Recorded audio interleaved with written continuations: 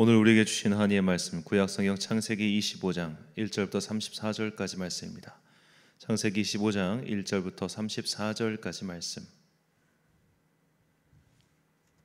이제 봉독하겠습니다. 하나님의 말씀 경청하십시오. 아브라함이 다시 아내를 맞아들였는데 그의 이름은 그드라이다. 그와 아브라함 사이에서 시므란과 욕산과 무단과 미디안과 이스박과 수아가 태어났다. 욕산은 스바와 드단을 낳았다. 드단의 자손에게서 아수르 사람과 루두시 사람과 루음미 사람이 갈라져 나왔다. 미디안의 아들들은 에바와 에벨과 한옥과 아비다와 엘다아인데 이들은 모두 그두라의 자손이다. 아브라함은 자기 재산을 모두 이삭에게 물려주고 첩들에게서 얻은 아들들에게도 한 몫씩 나누어 주었는데 그가 죽기 전에 첩들에게서 얻은 아들들을 동쪽 곧 동방 땅으로 보내어서 자기 아들 이삭과 떨어져서 살게 하였다. 아브라함이 누린 횟수는 모두 175해이다. 아브라함은 자기가 받은 목숨대로 다 살고 아주 늙은 나이에 기운이 다하여서 숨을 거두고 세상을 떠나 조상들이 간 길로 갔다. 그의 아들 이삭과 이스마엘이 그를 막벨라 굴에 안장하였다. 그 굴은 마므레 근처 햇사람 소할의 아들 에브론의 밭에 있다. 그 밭은 아브라함이 햇사람에게서 산 것이다. 바로 그곳에서 아브라함은 그의 아내 사라와 합장되었다. 아브라함이 죽은 뒤에 하나님은 아브라함의 아들 이삭에게 복을 주셨다. 그때 이삭은 브엘라 헤로이 근처에서 살고 있었다. 사라의 여종인 이집트 사람 하갈과 아브라함 사이에서 태어난 아들 이스마엘의 족보는 이러하다. 이스마엘의 아들들의 이름은 태어난 순서를 따라서 적으면 다음과 같다. 이스마엘의 맏아들은 느바요시다. 그 아래는 게달과 앗브엘과 밑삼과 미스바와 두마와 마사와 하닷과 데마와 여두루와 나비스와 게드마가 있다. 이 열둘은 이스마엘이 낳은 아들의 이름이면서 동시에 마을과 부락의 이름이며 또한 이 사람들이 세운 12지파의 통치자들의 이름이기도 하다. 이스마엘은 모두 137해를 누린 뒤에 기운이 다하여서 숨을 거두고 세상을 떠나 조상에게로 돌아갔다. 그의 자손은 모두 하윌라로부터 수르 지방에 이르는 그 일대에 흩어져서 살았다. 수르는 이집트의 동북쪽 경계 부근 아시리아로 가는 길에 있다. 그들은 모든 형제들과는 적대감을 가지고 살았다. 다음은 아브라함의 아들 이삭의 족보이다. 아브라함이 이삭을 낳았고 이삭은 40살 때 리브가와 결혼하였다. 리브가는 바단 아람의 아람 사람인 부두엘의 딸이며 아람 사람인 라반의 누이이다. 이삭은 자기 아내가 임신하지 못하므로 아내가 아이를 가지게 해달라고 주님께 기도하였다. 주님께서 이삭의 기도를 들어주시니 그의 아내 리브가가 임신하게 되었다. 그런데 리브가는 쌍둥이를 배었는데 그 둘이 태안에서 서로 싸웠다. 그래서 리브가는 이렇게 괴로워서야 내가 어떻게 견디겠는가 하면서 이 일을 알아보려고 주님께로 나아갔다. 주님께서 그에게 대답하셨다. 두 민족이 너의 태 안에 들어있다. 너의 태 안에서 두 백성이 나뉠 것이다. 한 백성이 다른 백성보다 강할 것이다. 형이 동생을 섬길 것이다. 달이 차서 몸을 풀 때가 되었다. 태 안에는 쌍둥이가 들어있었다. 먼저 나온 아이는 살결이 붉은 데다가 온몸이 털투성이어서 이름을 에서라고 하였다. 이어서 동생이 나오는데 그의 손이 에서의 뒷발꿈치를 잡고 있어서 이름을 야곱이라고 하였다. 리브가가 이 쌍둥이를 낳았을 때에 이삭의 나이는 60살이었다. 두 아이가 자라 에서는 날쌘 사냥꾼이 되어서 들에서 살고 야곱은 성격이 차분한 사람이 되어서 주로 집에서 살았다. 이삭은 에서가 사냥해 온 고기에 맛을 들이더니 에서를 사랑하였고 리브가는 야곱을 사랑하였다. 한 번은 야곱이 죽을 끓이고 있는데 에서가 허기진 채 들에서 돌아와서 야곱에게 말하였다. 그 붉은 죽을 좀 빨리 먹자. 배가 고파 죽겠다. 에서가 붉은 죽을 먹고 싶다고 하였다고 해서 에서를 에돔이라고도 한다.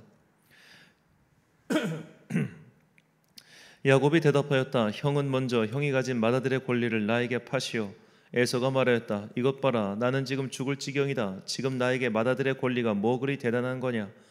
야곱이 말하였다. 나에게 맹세부터 하시오. 그러자 에서가 야곱에게 맏아들의 권리를 판다고 맹세하였다. 야곱이 빵과 팥죽 얼마를 에서에게 주니 에서가 먹고 마시고 일어나서 나갔다. 에서는 이와 같이 맏아들의 권리를 가볍게 여겼다. 아멘. 과유는 불급이다 라는 제목으로 하나님의 말씀 선포하겠습니다. 중국의 현자인 공자의 이야기입니다. 공자의 제자 중 한 명인 자공이 스승에게 물었습니다. 제자들 중 자장과 자하가 있는데 둘 중 누가 더 낫습니까? 이 자장은 뭐든지 의욕이 앞서는 유형이었고 반대로 자하는 너무 소극적이었습니다. 그래서 둘 중 누가 더 낫습니까? 라고 물어본 것이죠. 그러자 스승이 대답합니다. 자장은 지나치고 자하는 모자라다. 그 말을 듣고 자공이 대답합니다. 그렇다면 지나친 사람, 즉 자장이 나은 것입니까? 다시 스승이 대답합니다. 지나친 것이나 못 미치는 것이나 매한 가지다. 이것이 사자성어 과유불급의 기원입니다. 우리는 흔히 모자라는 것보다는 과한 것이 낫다고 생각합니다. 배가 고픈 것보다는 좀 과식하는 게 낫고, 돈이 없는 것보다는 돈이 좀 많은 게 낫죠.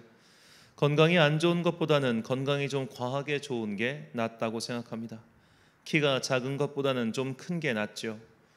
우리는 규모의 세계관에 너무 익숙해져 버린 탓에 넘치는 것이 모자라는 것보다 더 좋다는 생각을 조금씩은 하고 있습니다. 예를 들어 혈당 문제도 그렇습니다. 혈당이 높으면 당뇨에 걸리죠. 하지만 당뇨는 계속 신경 쓰면 관리가 가능합니다. 하지만 저혈당은 쇼크가 와서 그대로 사망할 수도 있죠. 그래서 사람들은 저혈당보다 차라리 고혈당이 낫다고 생각합니다.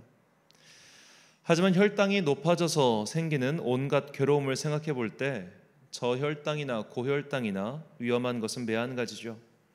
공부를 과하게 하면 좋을까요? 과할 정도로 공부에 매진하는 이가 얼마나 되는지는 모르겠습니다만 진짜로 뇌의 용량을 초과할 정도로 공부하다가 이 정신이 나간 사례는 없지 않습니다. 자, 이런 것들을 볼 때 이 세상 모든 일들은 적당한 선이라는 것이 있다는 것을 우리는 이미 알고 있습니다. 모자라는 것도 문제고 또 과한 것도 똑같이 문제입니다. 이것은 자식 사랑에 있어서도 그렇습니다. 자식 사랑이 모자라면 당연히 결핍이 크게 그렇게 생긴 그런 아이로 성장할 수밖에 없으니 문제지요. 하지만 자식 사랑이 과해도 여러 가지 문제가 생긴다는 것을 우리는 이미 모르지 않습니다. 그렇다면 여기서 이런 질문을 던져봐야 합니다. 어째서 사람들은 이렇게 과하게 행동하는 것일까요? 어째서 그는 자식을 과하게 사랑하는 것일까요? 어째서 그는 과하게 돈을 사랑하는 것일까요? 어째서 누군가는 과하게 건강을 생각하고 과하게 재산을 축적할까요? 자, 우리가 어떤 누군가의 행동을 보면서 야, 저건 너무 과하다라는 평가를 내릴 때 왜 저 사람은 저렇게 과하게 행동할까라는 그 내면에 대한 통찰이 병행되어야 합니다. 그래야만 상대의 행동을 통해 나의 행동을 고칠 수 있기 때문이죠. 자, 이제 성경의 시선은 아브라함에서 이삭으로 넘어갑니다. 아브라함은 175세를 살고 죽었습니다. 그리고 이삭은 60세에 에서와 야곱을 낳았습니다. 그렇다면 아브라함은 손자인 에서와 야곱이 자라는 모습을 보고 나서 죽었습니다. 그러니까 손자들 15살 때 죽은 거예요. 자, 그렇다면 이런 손자들과 할아버지의 일화를 하나라도 남겨놓을 만한데 성경은 이 할아버지와 손자의 교류에 대해서 완전히 침묵합니다. 단 한 컷도 이들을 같은 화면에 등장시키지 않습니다. 이것은 다분히 의도된 생략이지요. 그렇게 함으로써 독자들의 시선을 아브라함에게서 이삭으로 완전히 옮겨놓은 것입니다. 에서와 야곱은 쌍둥이로서 한날 한시에 태어났지만 완전히 성향이 다른 사람이었습니다. 쉽게 말해서 야곱은 내향성이었고 에서는 외향성이었습니다. 자, 현대 사회라면 이런 정도 성향은 큰 문제가 되지 않겠지만 문제는 이들이 유목민족이었다는 점에 있습니다. 유목민족, 특히 남성은 목축을 위해 집 밖으로 계속 나가야 했습니다. 자, 이렇게 집 밖에 나가서 하는 일을 에서는 즐겨 했지만 야곱은 그렇지 않았습니다. 자, 여기에 더해 에서는 단순히 목축의 업무를 넘어서 익숙한 사냥꾼이 되지요. 본문 27절과 28절 말씀입니다. 그 아이들이 장성함에 에서는 익숙한 사냥꾼이었으므로 들 사람이 되고 야곱은 조용한 사람이었으므로 장막에 거주하니 이삭은 에서가 사냥한 고기를 좋아함으로 그를 사랑하고 리브가는 야곱을 사랑하였더라. 아멘. 자, 에서가 사냥꾼이 되었다는 이 말은 단순히 이 수렵을 하는 사람이 되었다 그런 뜻이 아닙니다. 고대에서 사냥이란 전쟁 연습의 일환이었습니다. 익숙한 사냥꾼이란 달리 말하면 훌륭한 전쟁 지도자였다는 뜻입니다. 유목민족은 항시 외부 활동을 하기 때문에 자연스럽게 외부의 적에게 노출되어 있었죠. 그래서 이들은 기본적으로 전투에 익숙하지 않으면 안 되었습니다. 하지만 이것만으로는 체계적인 전투를 수행할 수 없죠. 그러니까 내가 혼자 싸움을 잘한다는 것과 체계적으로 집단전을 잘한다는 건 다른 말이죠. 그런데 에서가 익숙한 사냥꾼이었다는 것은 이런 전쟁 수행을 할 수 있는 지도자로서 자질이 있었다는 뜻입니다. 그러니 부족장인 이삭의 입장에서 이 에서가 얼마나 자랑스러웠겠습니까? 그러니까 이삭이 고기를 좋아해서 에서를 사랑했다, 이 말은 이삭을 너무 하찮게 여기는 그런 해석입니다. 일단 우리가 아시겠지만 사냥을 해서 잡은 짐승은 맛이 없습니다. 집에서 기른 짐승이 훨씬 맛있어요. 그러니까 고기를 너무 좋아해서 그런 멧돼지나 늑대나 이런 것들을 먹었다? 이거는 좀 설득력이 굉장히 떨어지는 사실 말이죠. 자, 그는 단지 자랑스러운 아들이 가지고 온 그 결과물을 사랑한 겁니다. 하지만 야곱은 달랐습니다. 그는 유목민족으로서 함량미달처럼 보였습니다. 그래서 어머니 리브가는 야곱을 싸고 돌죠. 그 흔한 표현으로 자식 기죽이기가 싫으니까 그냥 장막에 있어라, 여기 있어도 된다라고 그렇게 야곱을 감싼 겁니다. 어머니들 중에 이런 분들 참 많죠. 얘는 나 없으면 아무것도 못해, 내가 일일이 챙겨줘야 해 하면서 자식들을 싸고 도는 분들 말입니다. 문제는 야곱이 진짜로 그런 능력이 없는 사람이었느냐라는 점입니다. 야곱이 70세가 될 때까지 장막에 머물며 어머니의 비호 아래 살았죠. 그는 다르게 말하자면 그 나이가 될 때까지 제대로 능력을 발휘할 기회를 한 번도 얻지 못한 겁니다. 너는 이런 거 하는 거 싫어하잖니, 넌 이런 거 안 해도 돼, 엄마가 다 알아서 해줄게. 자, 우리가 야곱 나중에 보면 야곱이 외삼촌 라반의 집에 가서 정말 무일푼 상태에서 큰 거부가 된 것을 볼 수 있죠. 물론 하나님께서 그를 도와주셨기 때문에 가능했지만 아무도 능력 없는 사람이 이렇게 입지전적인 결과를 얻어낼 수는 없었을 겁니다. 야곱은 능력이 있는 사람이었어요. 단지 어렸을 때는 그게 하기 싫었던 겁니다. 그런데 이 어린 나이에 형인 에서는 쭉쭉 잘 나가는데 이 동생은 뭔가 함량미달처럼 보여요. 뭔가 부족해 보여. 그러니까 애 기죽이기 싫으니까 그냥 내가 싸고 돈 거예요. 그래서 이렇게 야곱은 그 나이가 먹을 때까지 자기 능력을 전혀 발휘하지 못했던 겁니다. 즉 아버지 이삭이든 어머니 리브가든 이 자식에 대한 어떤 지나친 사랑이 이 자녀들의 삶을 오히려 어렵게 만든 것이죠. 그렇다면 우리는 여기서 어째서 이 두 사람이 두 자녀를 각각 과잉 사랑했는지 그 이유를 생각해 봐야 합니다. 먼저 아버지 이삭부터 살펴보겠습니다. 우리가 이제 다음 주 월요일에 살펴볼 창세기 26장을 보면 이삭이 블레셋 족속과 우물 문제로 갈등이 생기자 계속 터전을 옮겨 다녔다는 것을 알 수 있습니다. 이삭은 무려 5번이나 우물을 파며 옮겨 다녀야 했습니다. 자신들의 정당한 노동으로 얻은 대가를 힘이 모자라다는 이유만으로 쫓겨났을 때 그들의 심정이 어떻겠습니까? 누군가는 이삭의 성격이 부드러워서 자리를 비켜준 것이다 라고 생각하지만 우물이란 단순히 재산이 아니라 그야말로 생존이 걸린 문제입니다. 더구나 개인의 생존이 아니라 부족 전체의 생사가 걸린 문제를 부족장이 내가 성격이 부드러워서 난 싸움하기 싫어서 괜찮아 이렇게 양보하는 성격이라면 그 부족은 살아남을 수가 없겠죠. 그런 부족은 아마 부족장으로서 자질 미달입니다. 자, 그런데 그들이 이렇게 블레셋 사람들이 이제 목동들이 와가지고 우물을 메워버리고 이런 폭거를 저지르는데도 이들이 항거하지 못했던 것은 사실 그들이 이방인이었기 때문에 힘이 없어서 그런 수모를 겪었다고 보는 것이 자연스럽죠. 그러다 보니 이삭의 아내는 어떤 힘에 대한 갈망이 생겼을 겁니다. 그리고 장남 에서는 그 갈망을 충족시켜 줄 만한 능력이 있었습니다. 에서와 같은 군사 지도자의 자질을 가진 이가 내 자식이었으니 이게 얼마나 자랑스럽고 또한 그 마음속에 이제 우리가 강해져서 그런 수모를 겪지 않아도 될 터이니 얼마나 또 뿌듯했겠습니까?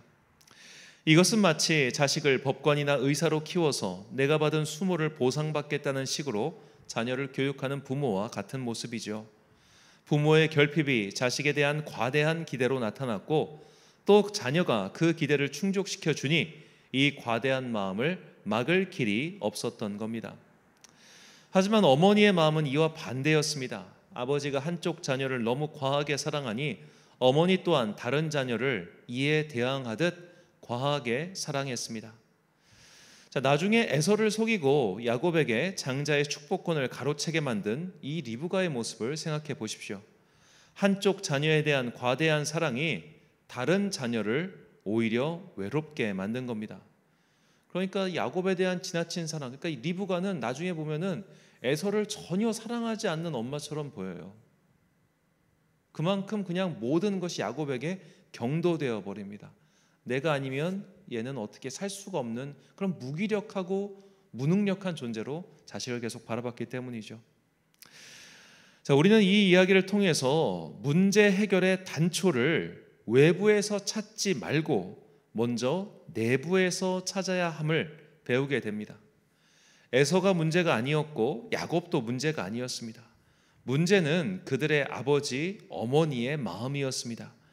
부모의 갈망, 부모의 결핍, 부모의 아픔이 그대로 자식들에게 투영되었고 그렇게 자식들 사이는 벌어져서 결국 끝까지 하나가 되지 못했습니다. 에서는 에서대로 일가를 이루고 살아갔지만 야곱은 그저 야곱대로 살아갔을 뿐입니다. 그리고 끝내 에서의 후손인 에돔 족속은 이스라엘의 원수가 되고 말았지요. 우리가 인간인 이상 완전한 존재가 되어 완벽하게 자녀를 키우거나 주변 사람들을 대할 수는 없습니다. 모든 인간 존재는 다 부족하고 결핍이 있습니다. 진짜 문제는 내 상황을 제대로 인식하고 있느냐 없느냐의 문제입니다. 내 상황을 제대로 인식하고 있으면 해결책이 생깁니다. 몸의 균형이 무너진 사람이 그 무너진 상태에서 운동을 계속하면 무너진 상태로 고정이 돼서 더 큰 균열이 발생하듯 내가 무엇이 결핍되어 있고 내 스스로 어떤 문제가 있는지 인식하고 또한 인정하지 않으면 나중에 더 큰 문제가 발생하는 것이죠. 그래서 우리가 기도를 해야 하는 겁니다. 기도란 내 소망을 주님께 아뢰는 것만이 아닌 하나님 앞에서 나를 점검하는 시간이라고 누차 말씀드렸습니다. 우리는 기도를 통해 특별히 말씀을 붙들고 기도를 하면서 자신부터 돌아봐야 합니다. 또 이것은 혼자서 하기 어려운 일이기에 영적 지도가 필요합니다. 그렇게 내 안의 결핍을 들여다보고 그 문제를 하나님 앞에서 해결받아야 합니다. 그러니까 우리가 기도한다고 하는 것은 내 안의 결핍이 주님 앞에서 완전히 해결된다 이게 아니에요. 내 안의 결핍을 발견하는 겁니다. 그리고 그 결핍은 사실 내 평생에 해결되지 않을 문제일 수도 있습니다. 그러니까 이건 나라고 하는 개인의 아이덴티티라고 하는 것이죠. 하지만 적어도 내가 어떤 존재인가, 내가 무엇이 부족한가, 내가 무엇이 결핍되어 있는가, 이것 때문에 내가 어떤 행위를 하고 있는가, 이것을 인식을 해야 비로소 그 결핍으로부터 생기는 여러 가지 문제들을 사전에 차단하고 이것이 더 큰 문제로 발전하지 않도록 통제할 수 있는 것이죠. 그래야만 그때부터 고쳐야 할 것은 조금씩 고쳐나갈 수 있는 겁니다. 시편 기자는 주님 앞에서 이렇게 자신의 결핍을 발견한 후에 다 이렇게 고백합니다. 시편 69편 5절 말씀입니다. 하나님이여 주는 나의 우매함을 아시오니 나의 죄가 주 앞에서 숨김이 없나이다. 아멘. 우리는 이 시편 기자의 고백처럼 주님 앞에서 우매함, 즉 뒤틀린, 부족한, 결핍이 있는 나의 모습을 찾아야 합니다. 주님의 빛은 우리의 밑바닥을 비춥니다. 그래서 자신의 밑바닥을 보기 싫어하는 사람은 기도의 표면에만 머물려고 합니다. 나는 바꾸기 싫고 주님께서 내 주변만 바꿔주세요 라고 기도하죠. 하지만 이런 기도는 응답이 되어도 나를 변화시키지 못합니다. 이런 표면적 기도만 하는 사람은 더욱 뒤틀리고 옹졸한 영혼이 되어 성경의 표현대로 목이 곧은 백성만 될 뿐입니다. 사랑하는 천안 광성교회 성도 여러분, 그리고 이 새벽을 함께 깨우고 계신 귀한 주님의 자녀 여러분, 지나친 사랑은 모자란 사랑과 별반 다를 것이 없습니다. 그리고 지나치건 모자라건 그것은 결국 내 안에 어떤 문제로 인해 발생한 결과물에 불과합니다. 그러므로 원인을 제거해야 합니다. 하나님 앞에서 기도하며 그 밑으로 내 밑바닥을, 내 시면을 들여다봐야 합니다. 그래야만 문제 해결의 길이 열립니다. 이삭과 리브가는 안타깝게도 이 시면을 들여다보지 못했고 그 결과 그들의 자녀는 겉으로는 화해를 했지만 결국 완전히 갈라서고 말았습니다. 문제의 원인을 외부로 돌리지 마십시오. 그것은 핑계에 불과합니다. 오늘도 각자의 처소에서 기도하며 나의 깊은 속을 들여다보고 내 안에 왜곡된 부분과 부족한 부분들을 발견하고 그것들을 채워가고 고쳐가는 그 위대한 한 걸음을 내딛는 여러분과 제가 되시길 간절히 축원합니다. 기도하겠습니다. 사랑과 은혜가 충만하신 아버지 하나님, 한 주간의 업무를 마치는 이 금요일 다시 한번 우리의 마음속 깊은 곳을 들여다볼 수 있도록 각자를 기도의 처소로 인도해 주시니 참으로 감사합니다. 우리가 시간과 공간을 구분하여 기도를 해야 하는 가장 중요한 이유를 깨닫게 하시니 감사합니다. 우리는 기도를 통하여 내 영혼의 깊은 그 밑바닥을 보기 원합니다. 주님, 당신의 빛을 내 영혼에 비춰주사 그동안 내가 외면하고 보기 싫어했던 내 마음 깊은 곳에 있는 그 결핍, 그 상처, 그 부족함, 내가 외면하고 싶었던 내 안의 욕망, 진실, 그런 것들을 들춰내어 볼 수 있는 그 시작을 오늘부터 하게 하여 주옵소서. 우리는 기도함으로써 주님을 만날 것이며 또한 주님을 만나며 내 안에 깊은 것을 더 바라보고 싶습니다. 그렇게 함으로써 내가 무엇이 문제이고 무엇이 잘못되는지를 깨달아 정말로 회개하고 그런 것들을 하나씩 고쳐나가는 그 위대한 성도로서의 한 걸음 내딛는 자녀들 되게 하여 주옵소서. 오늘 저녁도 또한 각자의 자리에서 그리고 이곳에 나와 기도하는 모든 자녀들에게 복과 은혜를 내려 주옵소서. 기도할 수 있음이 축복이며 또한 주님께서 내 기도에 대답해 주신다는 것은 더 없는 영광과 기쁨이라는 것을 경험할 수 있도록 주님께서 오늘도 각 성도들에게 은혜를 베풀어 주시길 소망합니다. 이제 민족의 명절 추석이 한 주 앞으로 다가왔습니다. 사람들이 분주하게 움직이며 즐거운 마음으로 이 추석을 기다리고 있는데 주님, 어떤 이들은 이 다리가 더 외롭고 더 기분 나쁘고 더 안타까운 그런 일도 참 많이 벌어집니다. 모든 이 땅에 있는 모든 성도들이 더 이상 아파하지 않고 슬퍼하지 아니하도록 주님께서 그 마음 깊은 곳에 있는 상처를 만져 주옵소서. 오늘 하루도 참 좋으신 우리 주님의 은총과 평강이 모든 성도들과 함께 하시길 간절히 소망하오며 이 모든 말씀 우리를 사랑하시는, 참으로 우리를 사랑하시는 예수 그리스도의 이름으로 기도드립니다. 아멘. 오늘의 기도 제목입니다. 주님의 빛으로 내 밑바닥을 들여다보게 해달라고 간구하십시오. 이것은 오래 기도해야만 답을 얻을 수 있습니다. 각자의 처소에서 오늘 하루뿐만 아니라 또 앞으로도 이 기도 제목 가지고 오래 기도하며 그 답을 찾으시기 바랍니다. 오늘 말씀을 통해 주신 기도의 제목 가지고 기도와 묵상에 힘쓴 하루 되시길 바랍니다. 기도하겠습니다.